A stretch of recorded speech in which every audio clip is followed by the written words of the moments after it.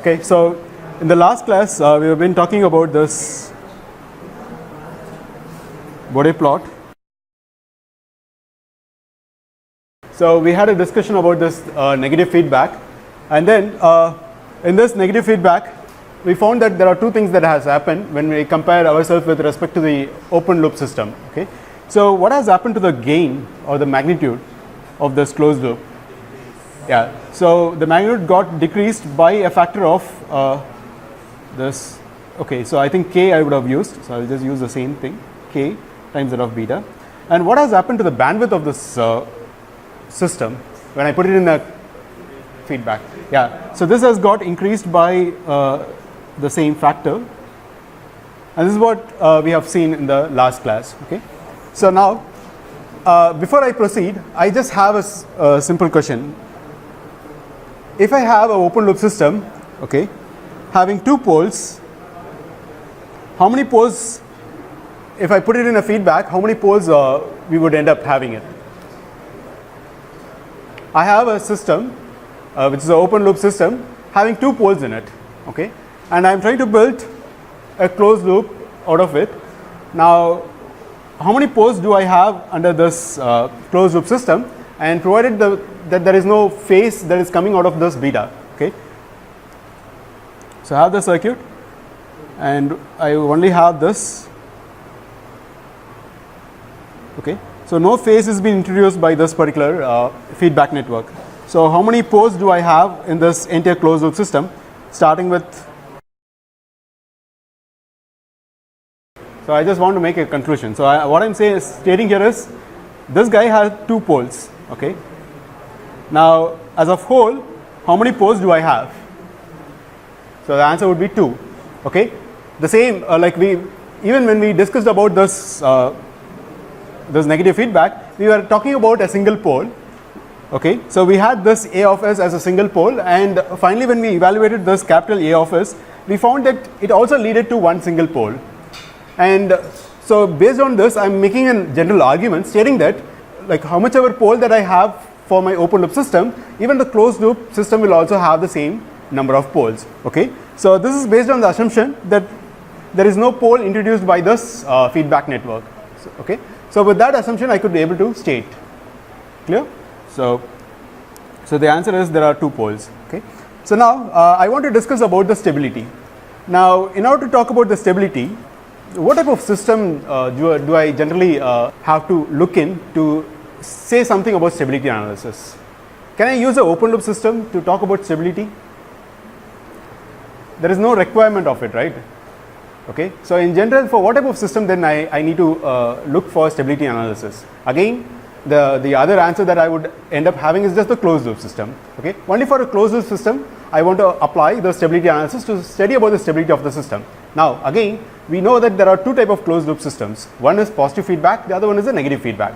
Now, out of these two, which one we generally go for stability analysis? Which among those systems? Negative. Okay, so it is only for the negative feedback system we go for stability analysis, not for the positive feedback, because we know that it oscillates, so there is nothing to control or something. Okay, so it is only for the negative feedback system we will go for the stability analysis. So now, having said that, so I have taken a first order system and I have put it in a kind of negative feedback, and I know that the answer of this basically happens to be something like this, right? Okay, so this is the closed loop expression A of j omega, because we are talking about frequency response, so I substitute in the place of s, I replace them with j omega, right? So after then, this is what I would have. There is one important term that I want to emphasize here. So what is this term beta times that of A? Feedback factor is beta, but we have the combination of both these things, loop gain. It's a loop gain. Okay, so we generally call the product of this beta times that of the open loop system, we call it as a loop gain. Okay, and I'm just going to denote with something like this. Okay, so this is T of j, and that is actually equal to beta times that of A of j omega. Clear? So now, in case if my open loop system had a single pole, then I can write, then this T of j omega would be returned something like beta, and this one had, okay, I'm just replacing this factor k with a naught because that would be much more appropriate rather than writing it as k. In the morning class, I just wrote it as k at the top, okay, so that's the only thing. And then here I have this P1, okay, is that is clear? So now that when I plug in here, what I would have is something like this.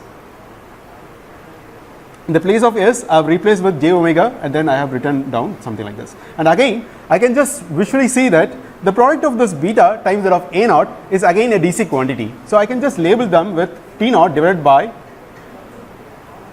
So again, I can make one more conclusion. The number of poles that the loop gain will have again depends on the poles that I have across my open loop system. Is that is clear? If my open loop system has a single pole, then even the loop gain, even the closed loop will have a single pole in it. Okay. So now, so as I said, there is something known as, so let us assume that at a particular frequency omega equals to omega 1, okay, what happens the moment the factor, like at a particular frequency, what is happening is the product of this beta times that of a of j omega seems to be somewhere closer to the value of 1, okay, that is negative 1. What does it imply and what happens to my gain in that particular frequency? So when I plug in this particular value over here, I will have something like a of j omega of 1 divided by a 0. So what would happen actually? Yeah, so there is an infinite closed loop gain, okay, so which means that the system goes out of stability. Is that is clear? So what basically happens is like the circuit has infinite gain such that it amplifies its own noise and then starts oscillating at a particular frequency which is nothing but at omega 1, okay. So the closed loop system will have an output that will be an oscillatory behavior, and that will oscillate or resonate at a particular frequency which is omega 1, okay, provided if I have at omega 1 this condition. Is that is clear? And when I have such kind of situation, we can say that the system or the closed loop system becomes unstable. Clear? So based on this, I just want to derive what is known as a Barkhausen criteria. Okay, I think probably you might have heard about it. Okay, so before that, what is the magnitude of this? How do I write the magnitude of this T of j omega? What would be the answer for this? Yeah, it is just 1. Now what about the phase angle at minus 180 degree? Okay, so these are the information that I can directly derive from both these things. Okay, so now I'm just going to state what is known as a Barkhausen criteria. For a stable system, how do you define this criteria? If at all, if the system has to be stable, what is the condition that I need to place? So say for example, I'm looking at the same frequency, that is at omega equals to omega 1. If at all, if the magnitude of this loop gain becomes lesser than 1, okay, but the angle, the phase angle, so at the same frequency, it seems to be somewhere around 180 degree, which I can write it as something like beta of a of j omega 1, okay, and if, okay, so when the phase value of this loop gain is 180 degree and but the magnitude of it is less than 1, then the system would be stable. But if I couldn't be able to satisfy this, either something like this equal, or if it is greater, then the system will go into unstable condition. Is that is clear? So in order to be stable, when the phase value is 180 degree, I have to make sure that the loop gain magnitude is less than 1, and that is the criteria that we will be using for making the system to be stable, okay, if at all, if it is an unstable system. Is that is clear? Yeah. So the take home messages for stability analysis of a closed loop system, okay, it's basically enough to work. So this is one of the important statements that I would make, okay. So if at all, if I want to analyze any whether the system is stable or not, then it is not the open loop gain or it is not the closed loop gain, but what I'm really looking is at the loop gain, okay. So I will use this letter LG. So LG is nothing but the product of beta times that of the open loop system gain. Okay, so now we basically have three methods to analyze the stability of the system. Okay. So the first method is known as root locus, and the second one is the Nyquist plot, and the third one is the Bode plot. So now among these three, we will not be considering this Nyquist plot, but I will just tell you roughly what is that we are actually plotting across each of these. Okay. Now in the case of this root locus, we will be using this S plane. Okay. So I will be using this S plane, but the poles that I will be placing is not the open loop system pole. Okay. Here the poles will be the poles from my loop gain. Okay. The poles of the loop gain is what I will be using in the S plane, and we call that particular plot as the root locus. Okay. We will have some 2-3 discussion on this root locus, and the third one, which is nothing but the Bode plot. So till now we have seen that using this Bode plot, there are two types of plots that we can plot. One is the magnitude plot, the other one is the phase plot. Okay. Or we have studied the magnitude plot of open loop, and we also have studied the magnitude plot of the closed loop system. Similarly, we had even studied the phase for both the systems. But when I am trying to talk about a stability, what is it I am concerned? Is the loop gain. Okay. So in this case, in both these cases, what I do is, in the first case, in order to plot this magnitude plot, I will be using the loop gain magnitude, and that I will plot it against the logarithmic of omega, or the frequency. Okay. Whereas in the case of the phase plot, again I will consider only the loop gain, and I plot it against this logarithmic scale of this frequency. Is that clear? So for all the stability analysis, what we really wanted is just the loop gain expression, nothing else. Okay. But we will have a discussion about it, like how do we get about this loop gain. But as of now, this is the stand that I want to make you to be clear. And I also tell you one more thing. In the case of a Nyquist plot, we generally use the loop gain versus the angle of loop gain. Okay, so which is nothing but the phase. Okay, so we will be using that particular plot to study about the stability analysis. Okay, so we will not discuss about it. Okay, so what we are concerned is the first and the third one. Clear? So now let me have the discussion about the root locus of a first order system. I guess everyone knows about it, right? So there is nothing that I really need to talk. Okay, so in case if I am replacing with omega p1, it is the same thing that I am talking from before, like p1 or omega p1. Sometimes I just mix it up. Okay, do not get confused with it. Or shall I use it as p1 itself? Are you comfortable with p1? Now I will even draw the plot of my open loop.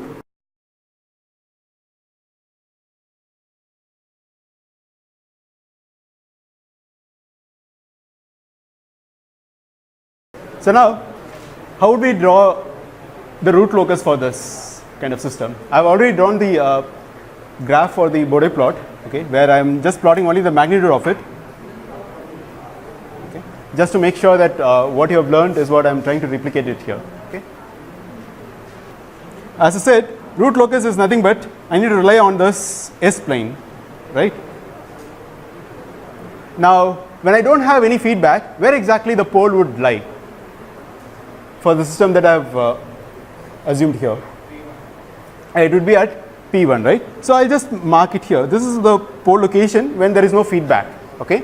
Now, as I go for a feedback, how does this pole move around?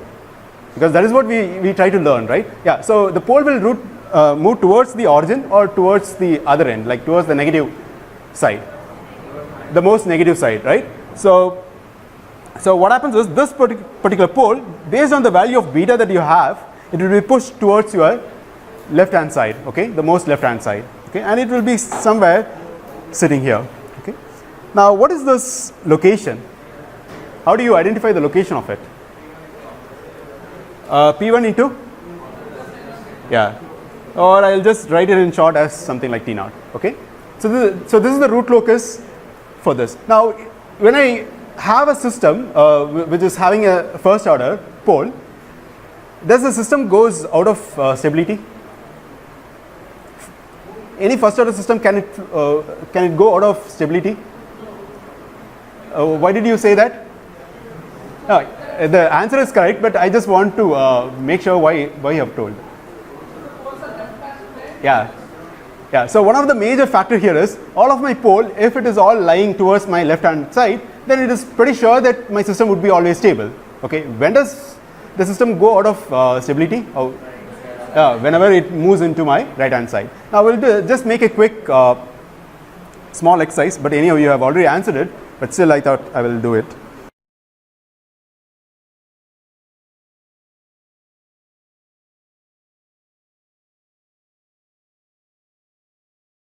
I have two poles in my open loop system, and then I just asking you to analyze the root locus plot. How do you do that? Okay, when I have a system that has two poles, where do I place those poles first of all? Will it be automatically complex conjugate? I am talking about when there is no feedback. An open loop system. Yeah, it will be on the left hand side. Let us assume it is on the left hand side, but whether they will be on the real axis or what? Yeah, it depends is not an answer, but generally the poles will be on the real axis. Okay, so I believe if I'm somewhere wrong, you can just correct me. Okay. Yeah, zeta, but those zeta value will actually whenever you have something like a feedback, only then. But in general, when you have a passive network like RC networks, okay, so and when there is no feedback around it, they all will be on the real axis. Okay, so we assume that the system has such kind of thing. Okay, so will not much go into depth, but what I assume is like I have a pole here and I have second pole sitting here, and these are the pole locations when I have beta that is equal to 0. Yeah. So now what happens the moment I try to have a feedback? Now the point here is, what is the maximum value of this beta? 1 by? No.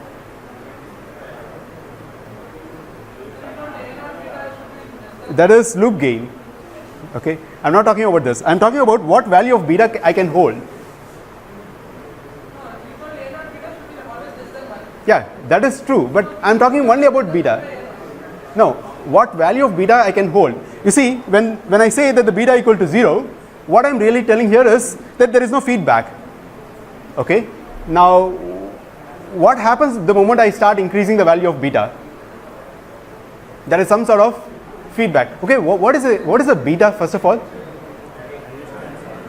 Some resistor divider, and it gives me a kind of value.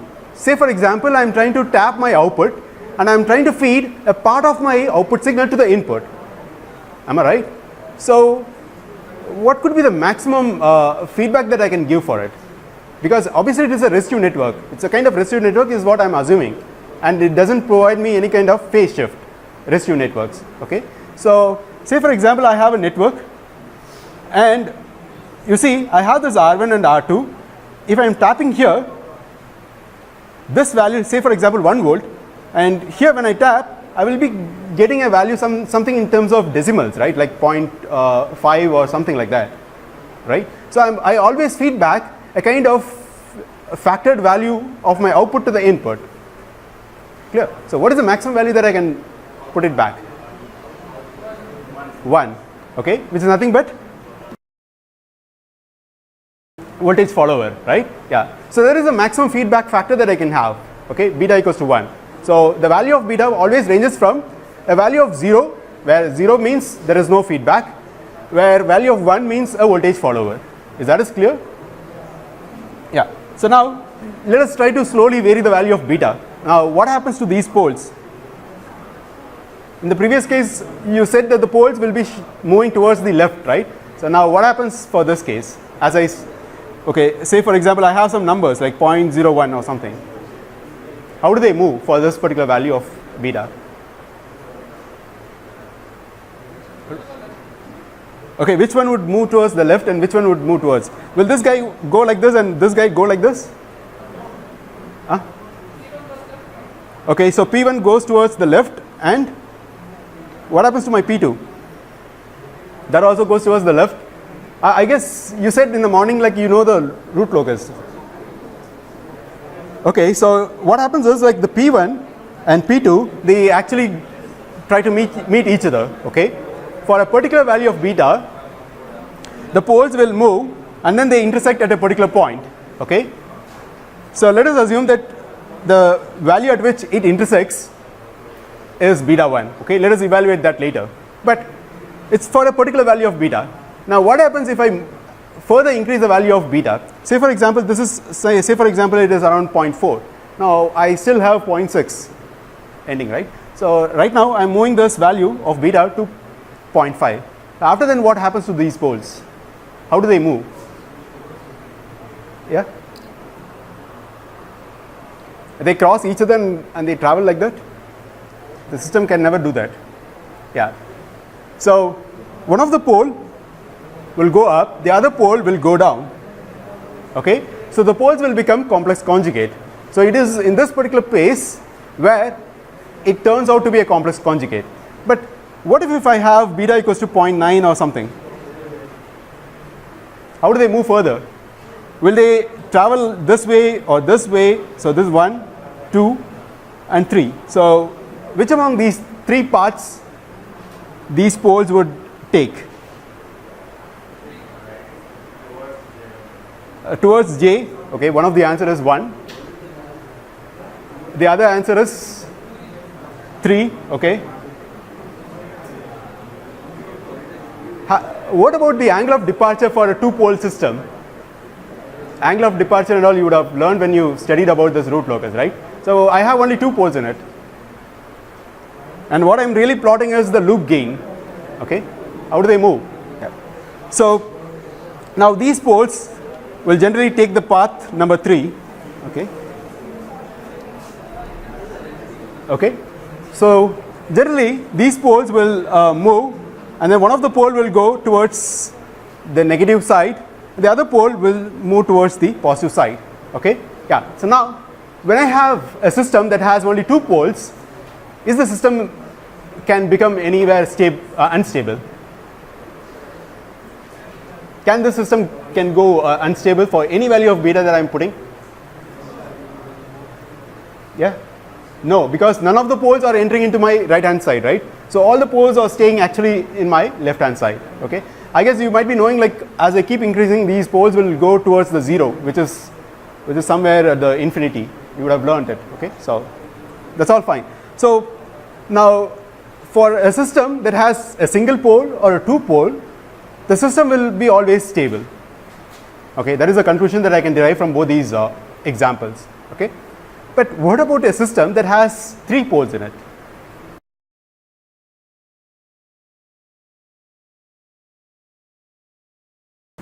And this is my open loop system transfer function, and it has 3 poles. Okay, how will I use this root locus method to identify whether the system is stable or not? So again, I'm going to use this S plane, and let us assume that the P1 is the most dominant one, and I have P2, and somewhere here P3. Okay, so these are the locations when I have beta equals to 0. Okay, now the question is, like, what happens the moment I have some beta factor? How does these poles will start moving around? Yeah, move towards 0, but those zeros are at infinity. Okay, so we don't know, but in general, how does this pole would react the moment I start having some kind of feedback, say for example 0.1? How do they move around? Okay, so one of the pole would move towards this side, the other pole would move towards this side, and what about this pole? Will it go towards the origin or towards the left? Yeah, towards the left. Okay, so this pole starts moving towards the other direction. Now at a particular value of beta, this pole P1 and P2, they intersect, right? And after the intersection, for further increase in the value of beta, they start deviating. Now, how does this deviation would go? Like, will I go straight this is number 1, number 2 and number 3. So which path it would take? So Abhishek always gives the right answer. Okay, so why is it so? Number 3. The angle of departure is pi by 3 because there are 3 poles and obviously it will take 60 degree with respect to the axis of this. Okay, so what happens is like one of the pole will try to move towards this path, the other pole would go towards this path, and for a particular value of beta, okay, they might enter into right half of the S plane, and it clearly states that my system for a particular value of beta can enter into unstable. Okay, that is clear. Now before I proceed, I want you to draw the magnitude plot and the phase plot for this type of system, so that we'll be using that particular plot for analyzing the same similar thing with respect to Bode plot, for which you need to first draw the open loop system, because that would make a sense when you when we talk about the loop gain. Okay, so the plot would be something like this. Okay, so as I said, there are 3 poles. One is this P1, P2 and P3. Now there is a DC gain, and this DC gain was at A0, and after then either you can write it in terms of dB per decade or something like dB per octave. Okay, so if it is in terms of octave, then it is minus 6 dB per octave, or you can even write it as minus 20 dB per decade. Okay. So after this, the decaying factor would be like minus 40 dB, and the third pole would induce minus 60 dB. Okay. So as I said in the morning, exactly at the pole location, the phase value would be minus 45 degree, but once you move out of this particular pole, it induces a maximum of 90 degree. Okay. Similarly, I have this at pole location P2, I have a phase value of minus 135, and at somewhere around P3, you could able to see that the phase value is minus 225. Clear? And there is also something that I have marked, which is omega 180. Okay, so it is a frequency at which my phase value is 180 degree. Clear? I'm talking about this. Okay.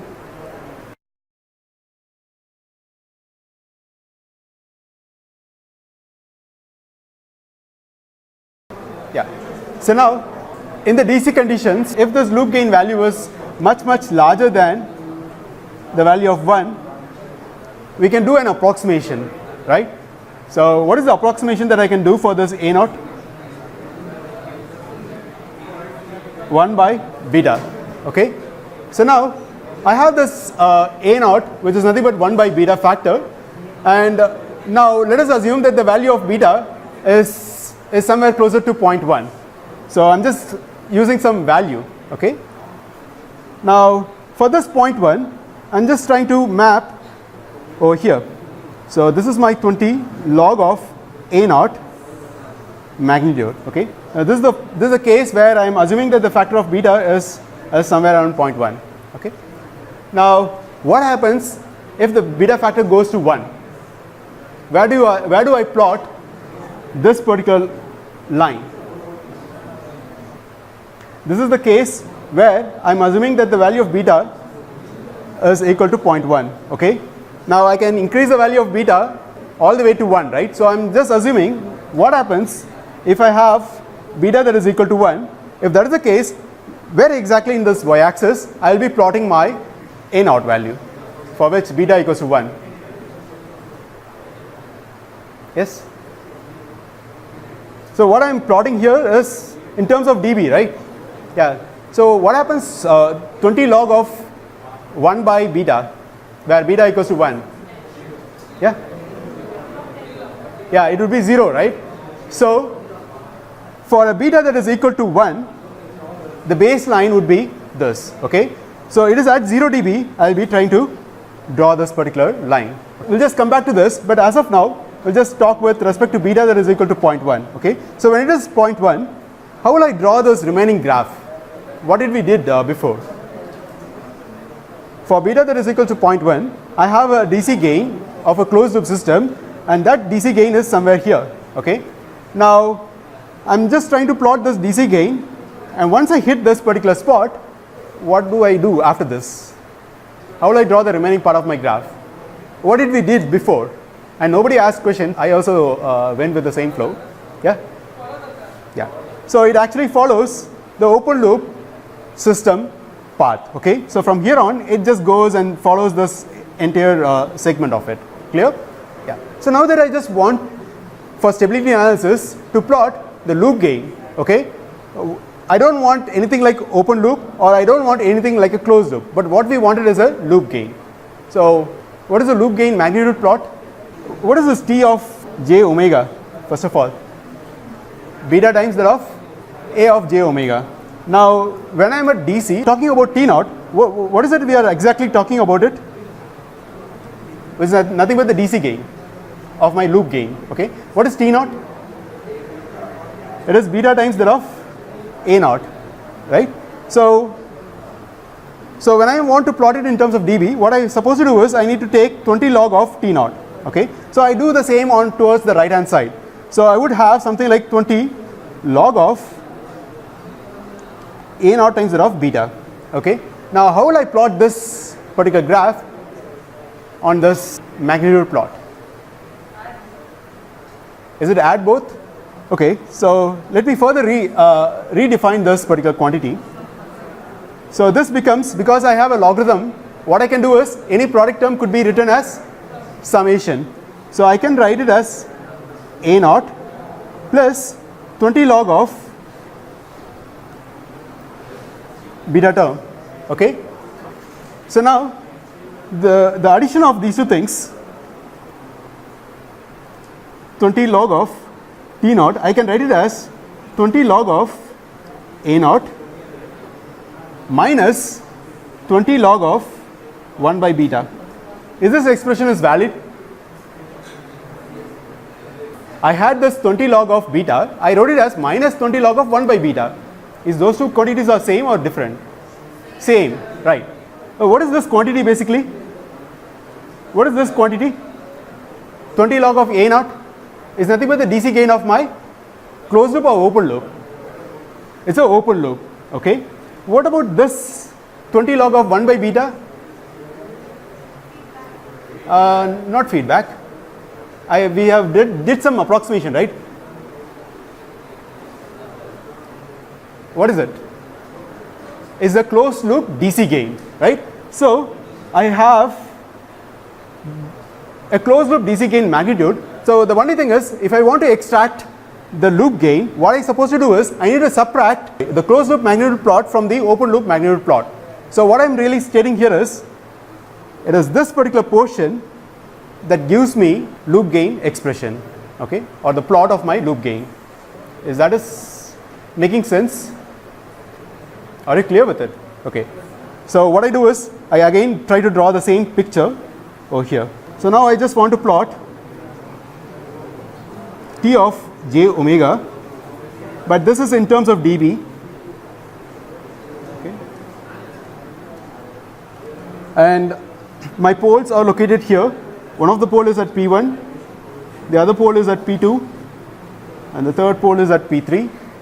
And now I want to plot this particular graph. Okay. Now how will I draw this particular graph? Are you clear? I just want to replicate this onto my other graph. Okay.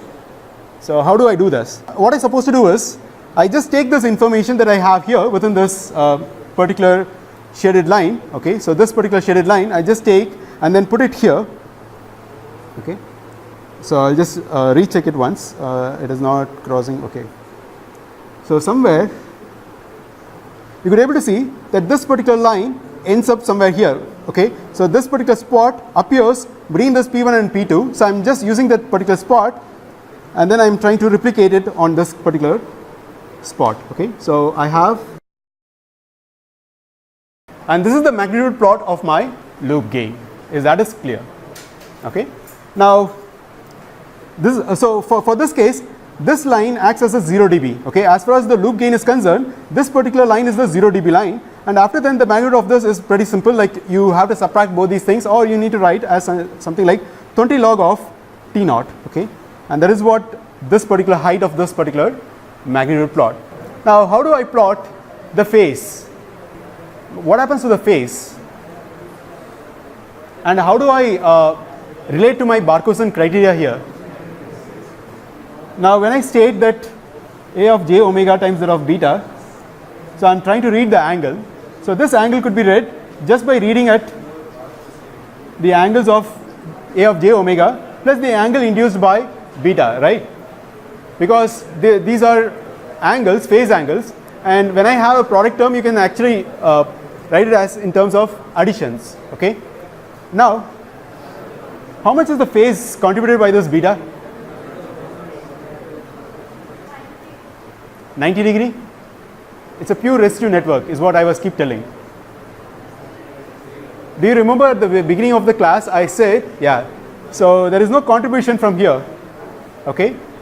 Because the assumption that we made at the beginning was that the beta or the feedback network doesn't introduce any sort of phase, okay, between the input and output. So what I can do is, whatever the phase value that I had for this open loop, I can use the same, okay? Okay, so just because this beta doesn't introduce any kind of phase, I can actually neglect just because it actually gives us zero phase shift. So I'm not going to consider. So whatever the phase value that is introduced by this open loop gain, I can use the same plot, okay? So I'll just switch back here, okay? Now the point is, for a feedback network, having this as its feedback factor, that is 1 by beta, okay? Is the system is stable or not? I have 3 poles in my system, and I just want to know that I have chosen a value of beta here, okay, such that I have this closed loop somewhere here, okay. Now the question is, how do I analyze the Barkhausen criteria and then see whether the system is stable or not? How do I do that? What is this Barkhausen criteria states? Okay, the magnitude of my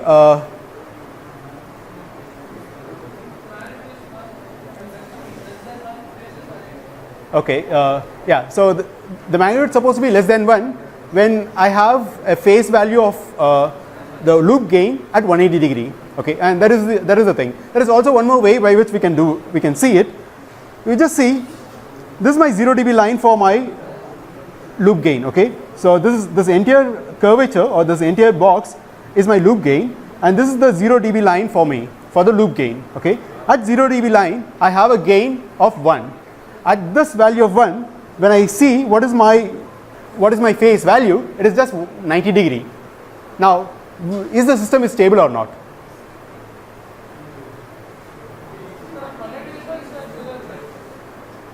Yeah, at 180 degree. Yeah, that is for sure.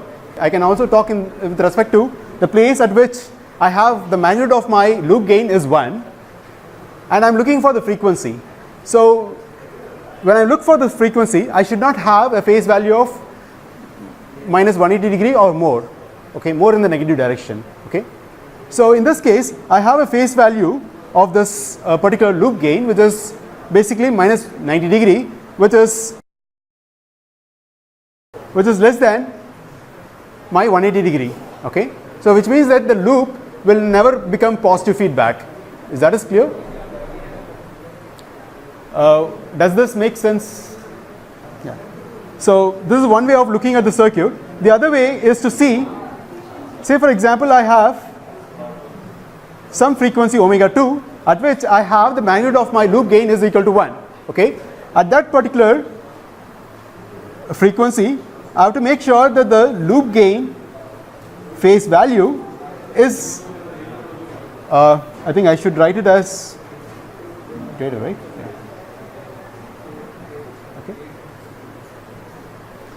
This is also true, right? So when I have minus 90 degree, which is bit greater than this minus 180 degree, the system will not form a kind of positive feedback. It will stay as a negative feedback, okay. I can also state the Barkhausen criteria the other way. I am looking at the magnitude and see at what frequency the magnitude of the loop gain is becoming 1. okay, and in that particular frequency I'm looking for the phase value. If the phase value is greater than 180 degree or greater than minus 180 degree, then the system is stable, okay. But in case if it is equal to 180 degree or minus 180 degree or less than minus 180 degree, then the system becomes unstable. So in this case I have a value of minus 90 degree which is satisfying this first criteria, okay. Minus 90 degree is greater than minus 180 degree. So in a way the system, when I have formed a feedback with a value of beta that is equal to this, then the system would be a stable, okay. But what would happen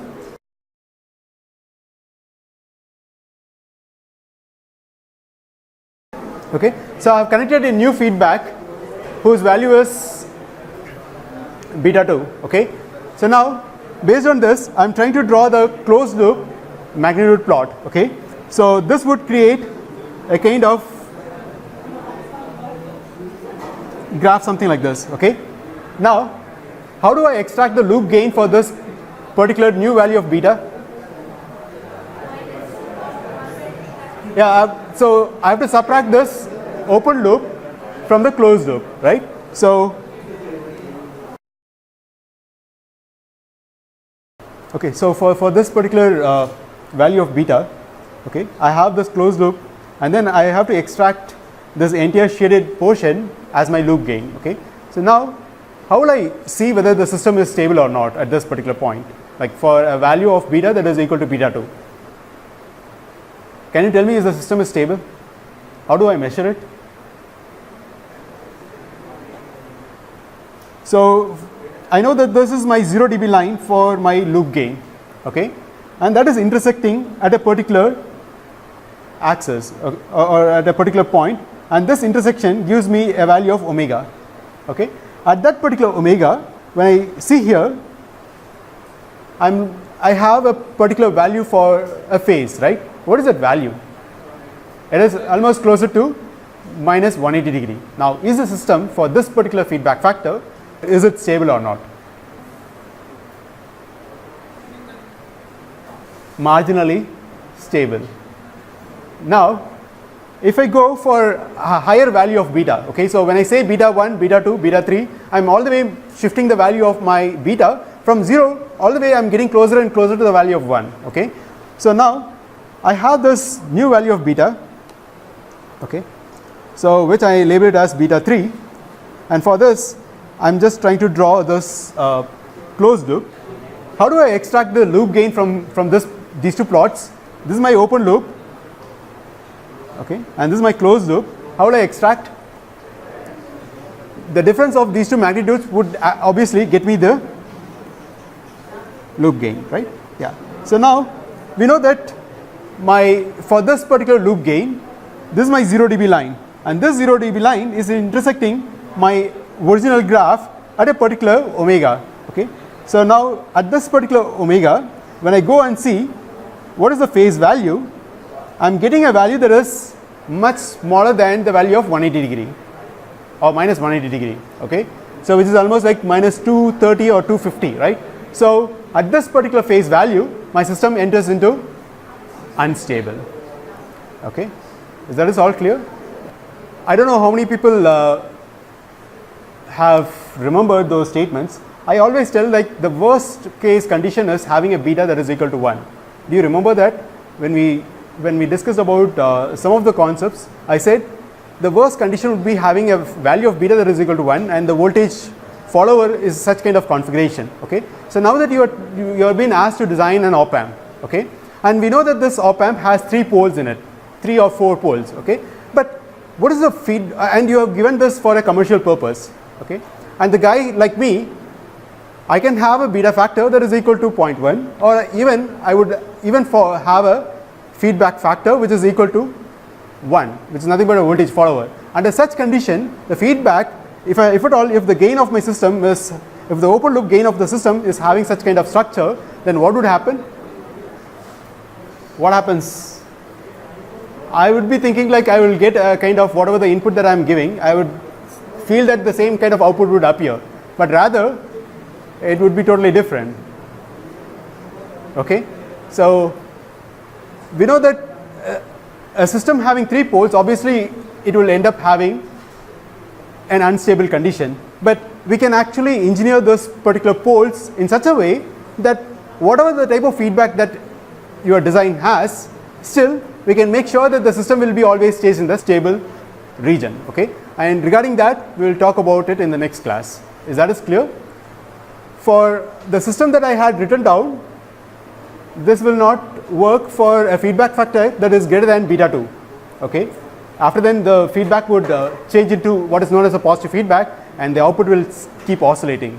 Okay, so this is not suitable, but I want to design a system for whatever the beta factor that I plug in, I need to always have a negative feedback around it. Okay, so that is the motivation for our next session. So with that we'll complete.